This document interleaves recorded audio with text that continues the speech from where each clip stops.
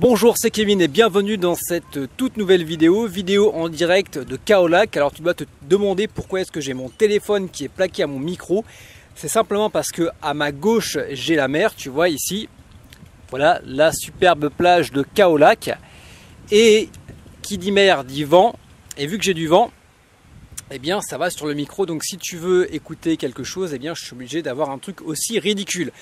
Dans cette vidéo, on va parler de tout ce qui va être succès, on va parler de tout ce qui va être réussite, voilà. Je le fais vraiment en mode freestyle, j'ai rien préparé, mais c'est une notion qui est importante à aborder parce qu'on peut se faire avoir plus ou moins par ces deux notions-là quand on se lance sur Internet, que ce soit des sites de niche, que ce soit du blogging, que ce soit de l'e-commerce ou quoi que ce soit. Dans tous les cas, je t'ai préparé juste avant un petit travelling de mes vacances. Je ne sais pas ce que c'est parce que je n'ai pas encore préparé la vidéo. C'est parti, on se retrouve juste après.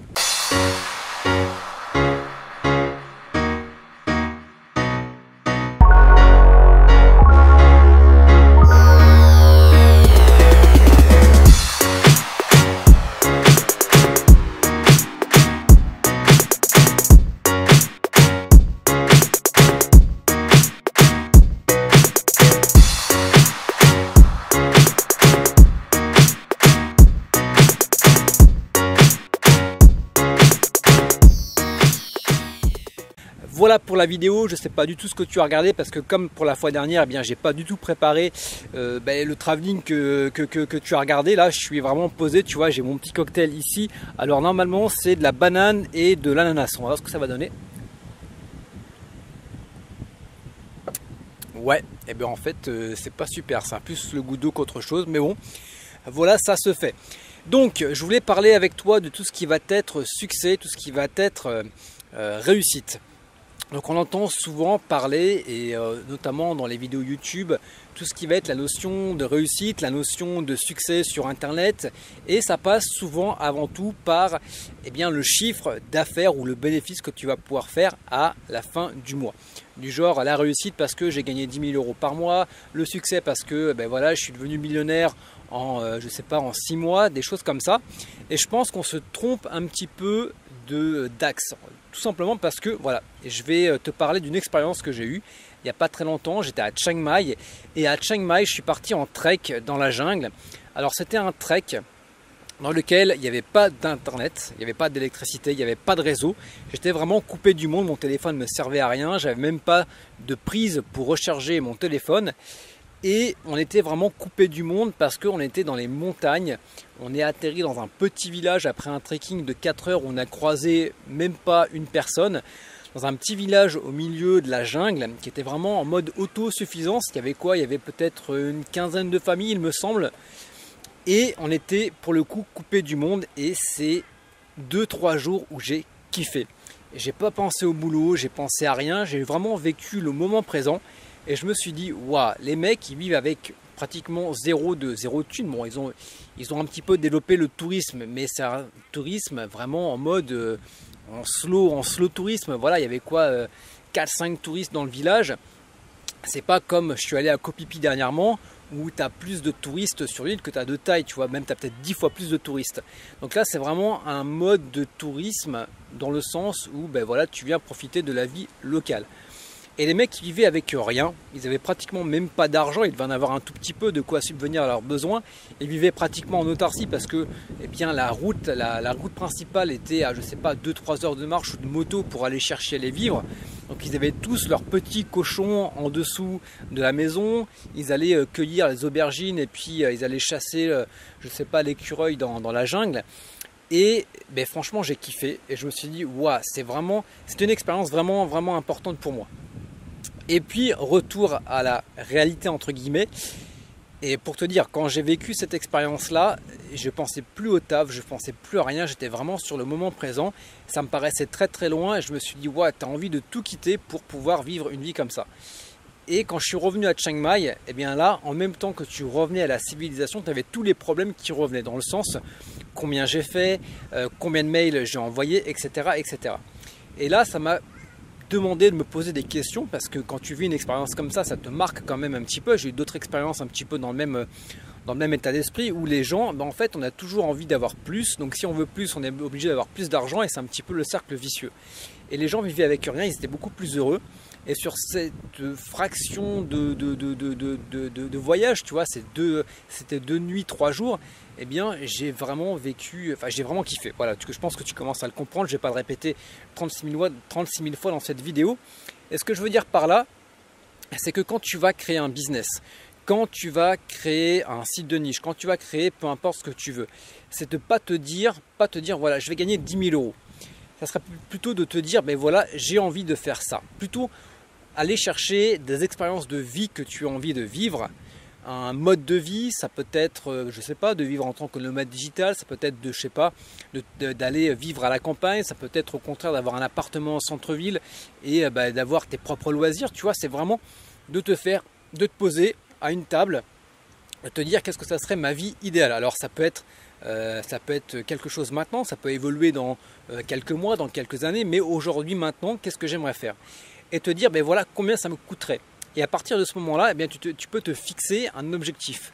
Et le but de cet objectif, ça va être eh bien, de le réaliser en travaillant le moins de temps possible. Parce que si tu travailles comme un acharné pour gagner 10 000 euros par mois, parce que ton style de vie te demanderait 10 000 euros par mois, mais tu ne peux pas l'avoir ce style de vie parce que eh bien, tu es obligé de travailler pour gagner les 10 000 euros, ce qui fait que tu ne peux pas profiter de ton temps libre pour vivre avec tu veux.